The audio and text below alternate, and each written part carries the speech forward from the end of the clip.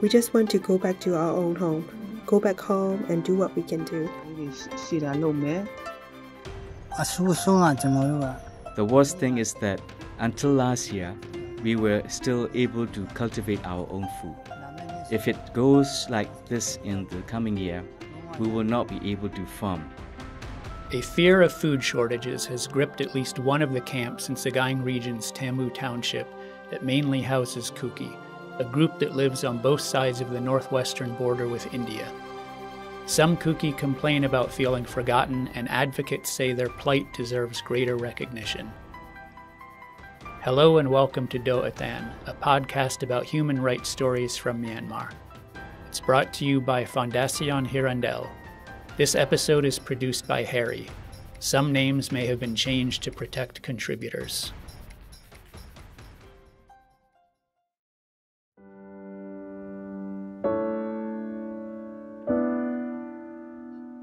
U Sani once had a comfortable and satisfying existence, but that was before the military ousted the National League for Democracy government in a coup d'etat in February 2021.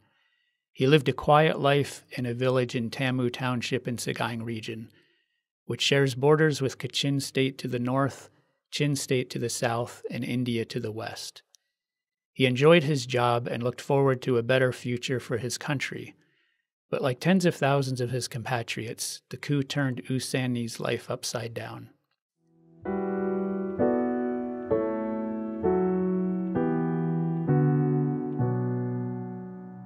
It's about 3 years since U Sani arrived at a camp for internally displaced persons near the Indian border, not far from the village he once called home.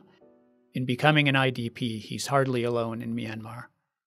In an update on May 23rd, the Myanmar Office of the United Nations Office for the Coordination of Humanitarian Affairs estimated that 3.5 million people have been displaced throughout the country, most by persistent conflict since the coup, but many also by natural disasters, such as the devastating March 28th earthquake.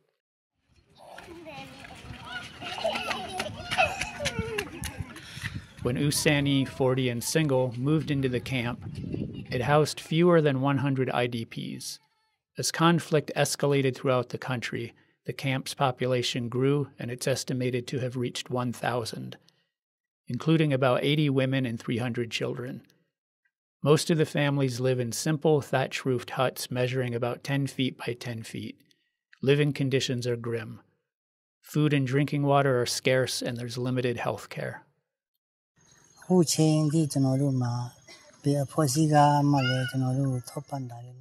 Until now, there has been no organization that has provided us with any support. We sent lists of IDPs and explained the situation to the ministry and also to the Kabul IDP group. They took our records, but up until now, we have not received any support funding from any organizations on either the Myanmar side or the other side.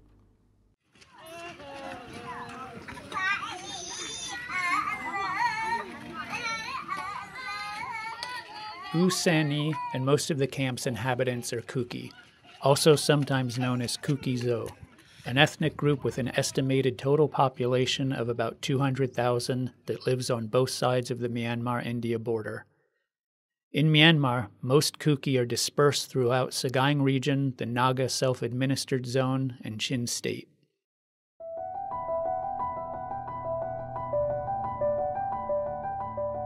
After the 2021 coup, residents of Tamu and nearby townships joined the rest of the country in rising up to resist the regime. Armed groups emerged that were violently suppressed.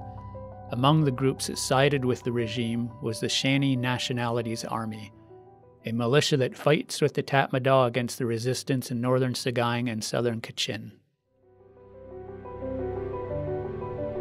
In late 2022, as the fight back by the resistance and ethnic armed groups became more intense, the military began conducting airstrikes in Tamu Township, and there was a surge in the number of people who fled the comfort of their homes to seek refuge in IDP camps or across the border as refugees in India.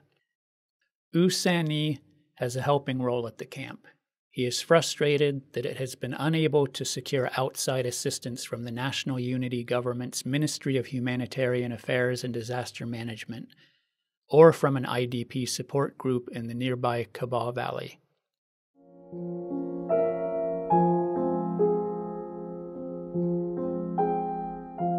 The camp's enterprising IDPs responded to the lack of outside support by establishing market gardens that enable them to be self-sufficient in food.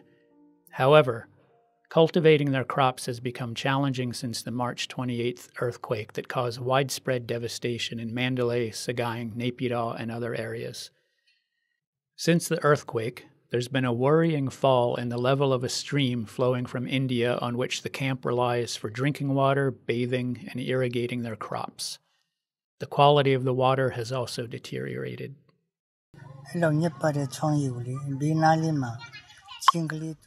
We have dug a pit next to the dirty stream to collect the clean water. We are taking the water from the pit and boiling it before drinking. Since all of the 1,000 people who live in the camp have to rely on that stream for water, it's not a satisfactory situation. But there is no water anywhere else. The worst thing is that until last year, we were still able to cultivate our own food. If it goes like this in the coming year, we will not be able to farm. Ensuring enough food, clothing, and shelter for the IDPs in the coming year has become really concerning.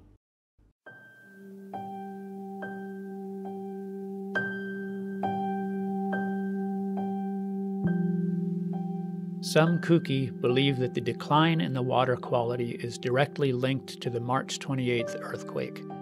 Among them is Boinu, secretary of the Kuki Women's Human Rights Organization, which is based in Moreh, a border town in India's Manipur state. Boinu said the dirty water is affecting the health of camp residents.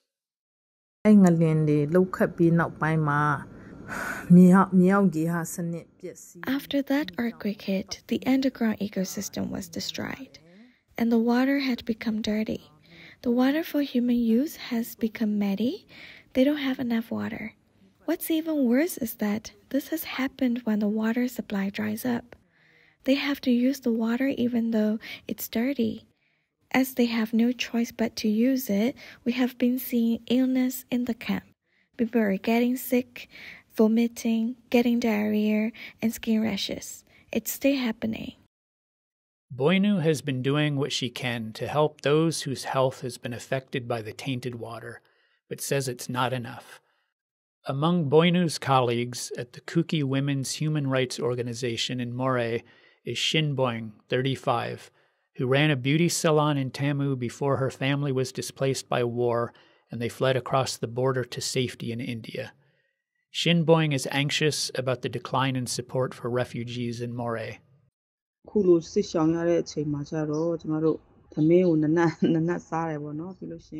During this time when we are taking refugees from the war, we eat 2 meals of rice a day. In 2021 and 2022, civil society groups in Moreh would support us by providing potatoes, beans, other basic food supplies, and medicine. Since 2024, we no longer have any support. Right now, we don't have any support. She added that many people have diarrhea and skin rashes. What we need support for is healthcare. We need medicine. For some, they can't afford to rent a house, so they live wherever they can. They live in camps. We need houses to rent and basic food supplies. While living in these camps, because they are so populated, water has become scarce and people are getting diarrhea, catching colds, and coughing. There are a lot of people getting rashes and diarrhea. Shin Boing says assistance from the National Unity Government is enabling children to continue their education in Moreh.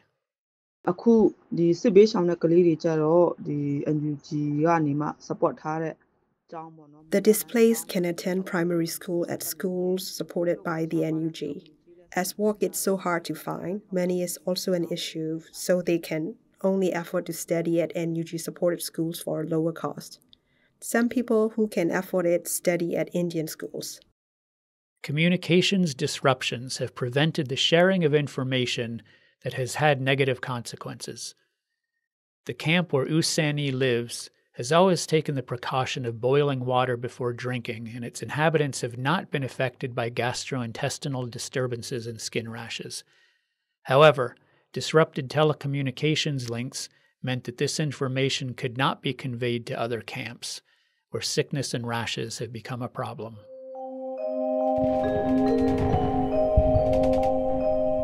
The disrupted communications are a consequence of fighting in the area.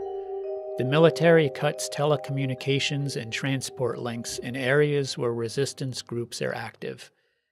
As well as creating problems for residents, the cuts are also an inconvenience for IDPs, though being close to the border provides a communication solution for some. Usani says many IDPs use Indian SIM cards and also know the best locations for mobile reception.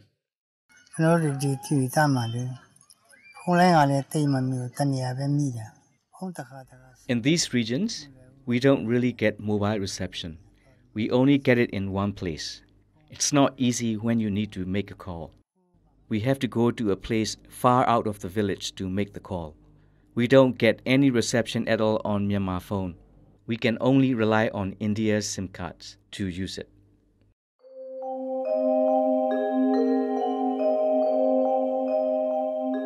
Bad news about conflict is a constant presence for the IDPs in Myanmar and refugees in India.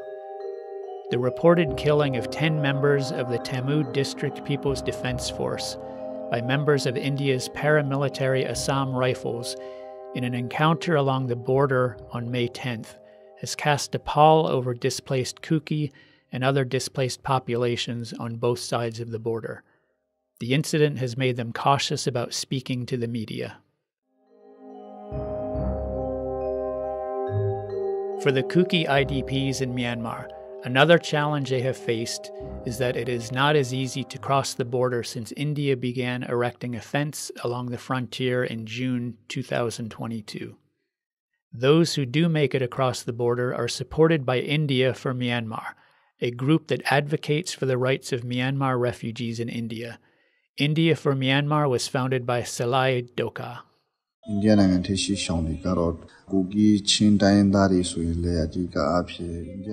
The Kuki Chin ethnic people are currently safe on the Indian side of the border, mainly where Kuki Chin people live. But it's not easy to communicate from one place to another.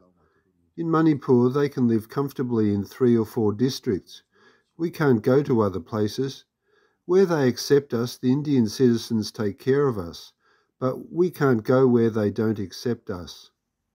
Daw Chit Myat No is a Women and Children Affairs Officer in Tamu Township with the National Unity Government's Ministry of Women, Youth and Children's Affairs. She said there is little awareness in Myanmar of the plight of displaced Kuki in the border area. Chit Myat No says the Kuki deserve more attention.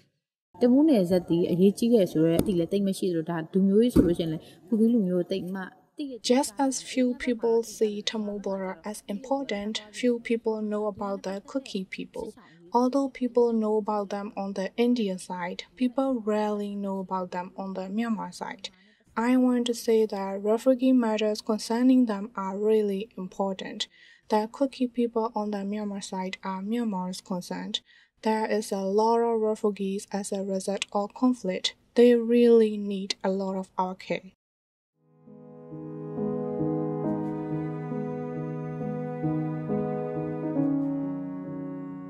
Shin Boing wishes it was easier for her to return to Tamu. She complains about not having better access to healthcare and education. Living as a refugee, she says, involves so many difficulties. She speaks for many Kuki and other Myanmar refugees in India and those in IDP camps in Myanmar when she discusses her feelings of homesickness.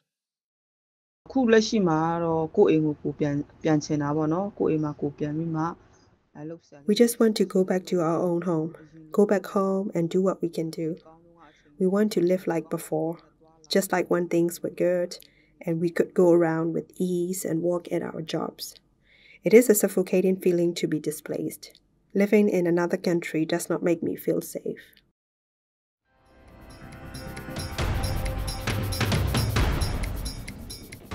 Thanks for listening to this edition of Do Athan. We would welcome your feedback on social media, and please follow or subscribe to our pages. This project on human rights reporting is supported by Fondation Hirondelle with the help of our donors.